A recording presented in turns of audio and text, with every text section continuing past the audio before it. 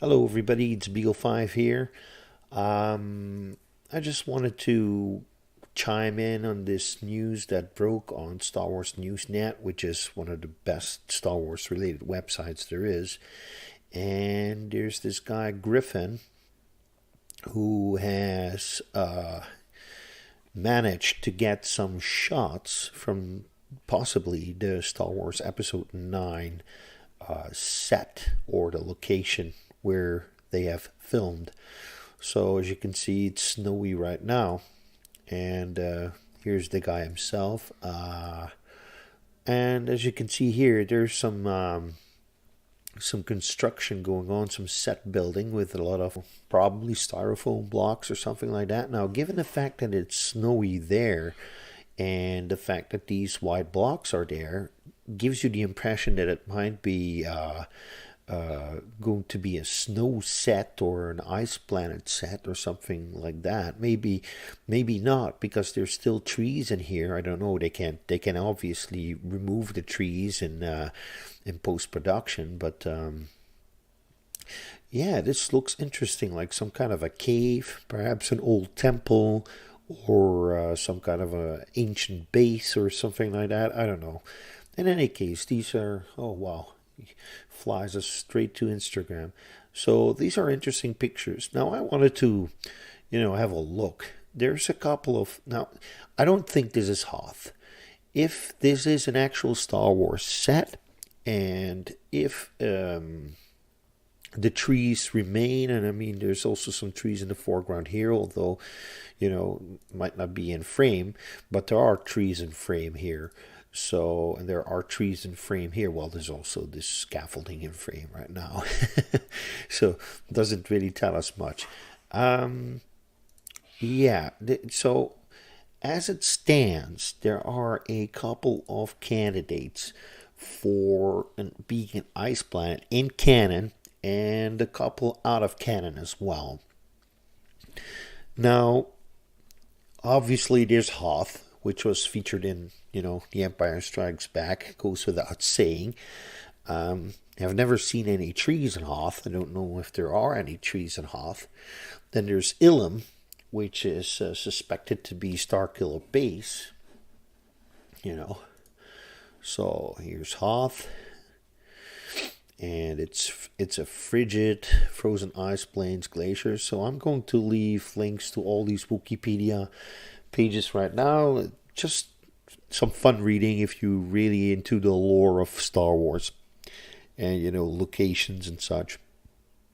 Yeah, there's ILUM. So ILUM was the planet that Padawans went to in order to get their kyber crystals for their lightsabers. It's featured in Star Wars Rebels, or wait a second, yeah, Star Wars Rebels, right? Appearances. Oh no, the Clone Wars, right? Yeah, the Clone Wars, with the episode in which the little guys get they get their crystals, and then they have to return to the ship and then construct the lightsabers there. There's this adorable little Wookiee who builds this wooden hilt lightsaber.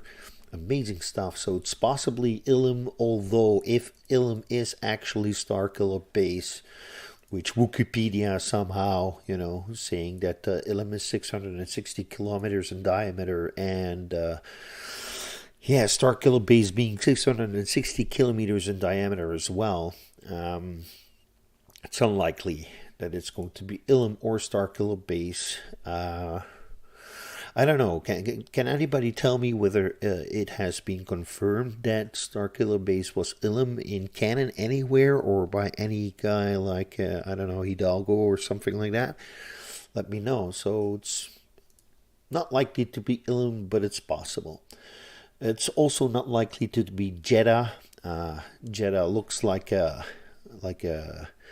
desert planet, but it's actually cold. It's possible that there's snow there or ice, although unlikely. But would be cool if they would revisit Jedha and you could see the crater of the place where Jedha used to be. The city Jedha. especially given the fact that it was blown up and it'll leave a mark on a planet probably when a Death Star fires at it, even if it's only with a single reactor ignition. So, yeah. Let's see. There's also Krownest, which was featured in Star Wars Rebels, where Sabine Wren went back to the Wren stronghold. Let's see, as you can see, it's snowy and there's all kinds of trees here. So this is the Wren stronghold. Here's Sabine Wren showing the Dark Saber to her mother, basically claiming dominance over the Mandalorians. He who holds the saber, controls the universe. So yeah, that's a possible planet as well. Krownest. It's an interesting name for a planet. Krownest. Some people mistakenly think that it's Mandalore, that this is Mandalore, but it's Krownest. And then there's another. Well, it's not really that special. This is the planet on which Han Solo, Chewie, and Kira find Lando Calrissian and the Millennium Falcon, but also where they have the heist, the Conveyex heist. So yeah, this is Vandor 1. Vandor 1 is a possible planet as well. As you can see, it's pretty snowy, and there's lots of hills. I haven't seen any trees there, although these here might be trees, I don't know. So it could be Vandor 2. Oh. And then there's a couple of wild cards, so it's not unlikely to be Hoth, unlikely to be those, and these are unlikely to be Jedha. Then there's Megiddo, the home planet of the now non-canon Darth Plagueis. So if any of you have read the Darth Plagueis novel, you should know that Megiddo is a very cold planet, and Darth Plagueis grew up there, and his parents were matched by Darth Tenebris in order to create a child that was strong in the Force, and that turned out to be Darth Plagueis. So there's that. It could be Megiddo, but it's unlikely. It's unlikely. And finally my wild card, and this is absolutely non-canon now, comes from KOTOR 2, Knights of the Old Republic 2. That's Telos. Now Telos is basically a destroyed planet. I mean, the entire planet is dead, and they're trying to restore it in KOTOR 2. Perhaps it has been restored in real world, I don't know. But it has a polar region. And on the polar region, you go to the Jedi Temple, which is being maintained by the Handmaidens and Atris, and she has a whole lot of Sith holocrons in a room somewhere. And who knows? Maybe this is some knowledge that Kylo Ren wants to have, because he's always seeking more power. And holocrons obviously contain knowledge and power. I mean, there's wisdom in there, and there's in the non-Sith books about Darth Revan, for instance. No, not Darth Revan. Now I'm drawing a blank. The best one, the Rule of Two. Who is he? I've read the books thrice already. Yeah, come on. Rule of Two. Rule of Two. Darth Bane, of course. Darth Bane. Yeah, there he is. So Darth Bane. I went off on a tangent, and I don't know what I wanted to say anymore. In any case, it's possible that it's the polar regions of Telos. But here's what I'm going to say. I'm not going to put a wild card in here at all. I'm going to say that it's a new planet. At least that's something that I would like, because personally I would like the lore of Star Wars to be expanded and to become bigger and bigger and bigger. Oh yeah, here's the thing I wanted to say about Darth Bane. Sorry, I'm rambling right now, but once I get started about Star Wars, I always get rambling because I love it so much. Now, Darth Bane basically found wisdom in a holocron that helped him transfer his being into another person. And that's what he eventually tried in his final showdown with Darth Zana. Now, I'm not sure whether he succeeded or not, but in any case, Darth Zana prevailed in the end, and she lives. And it's possible that Darth Bane, a piece of Darth Bane, survived within her. We also know that Darth Bane, an apparition of Darth Bane, confronted Yoda at some point. So there's a lot of stuff. There's a lot of stuff that can be learned in those, perhaps from those holocrons, Sith holocrons that are on Telos.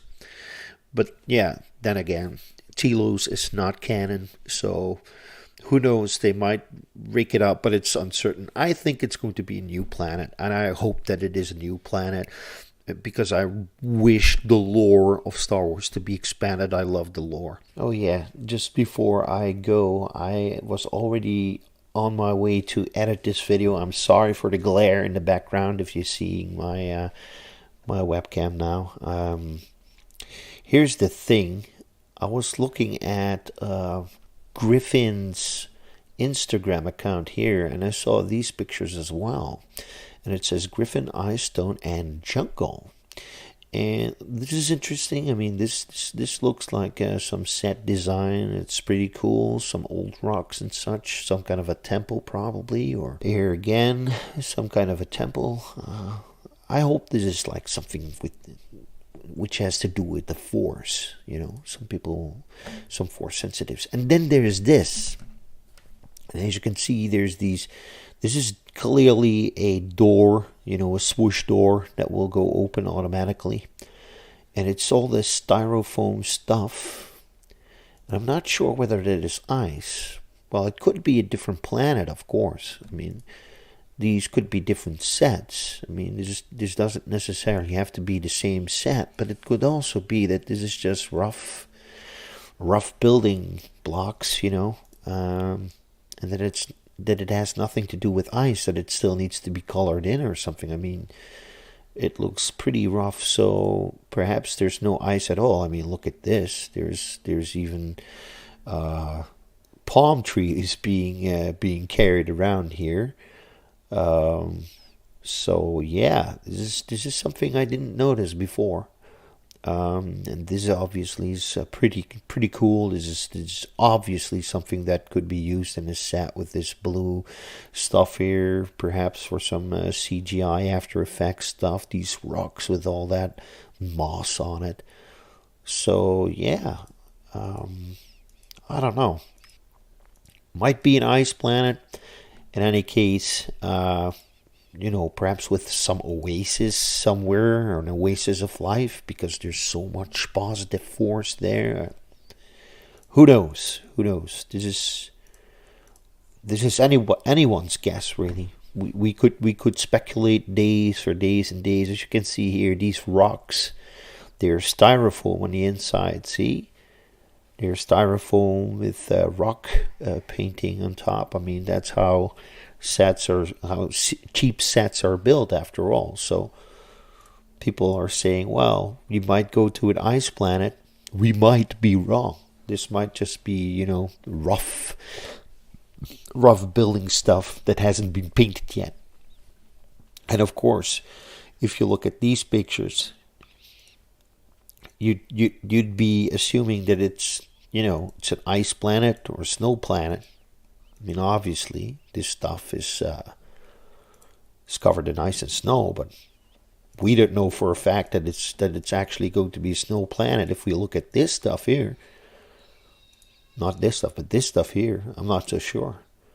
I'm not so sure at all, especially because of all the weeds and the trees and, looking at this. Well, this certainly looks as a picture that has been taken a lot earlier. You know, at an earlier stage, there's absolutely no snow here. It's pretty lush. But why would they be carrying around one of these pine trees here? At least I'm assuming it's being carried. I see a rope here, and you know, some protection from the roots. So I don't know. It's all in the same package.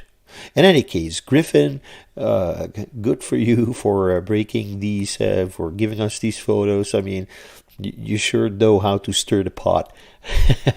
Now we're all talking about Star Wars again. At least I am. I mean, this is the stuff that I live for. I like this stuff. If you don't like this stuff, I mean, that stuff, this is not the channel for you. So, yeah, there's that. Griffin, good on you. I'm going to follow you. And for those who stuck with me, thank you all for watching. And I have to try and edit this in and make it something great. So thank you all for watching. Have a nice day, and don't forget to subscribe and like the video. Bye bye.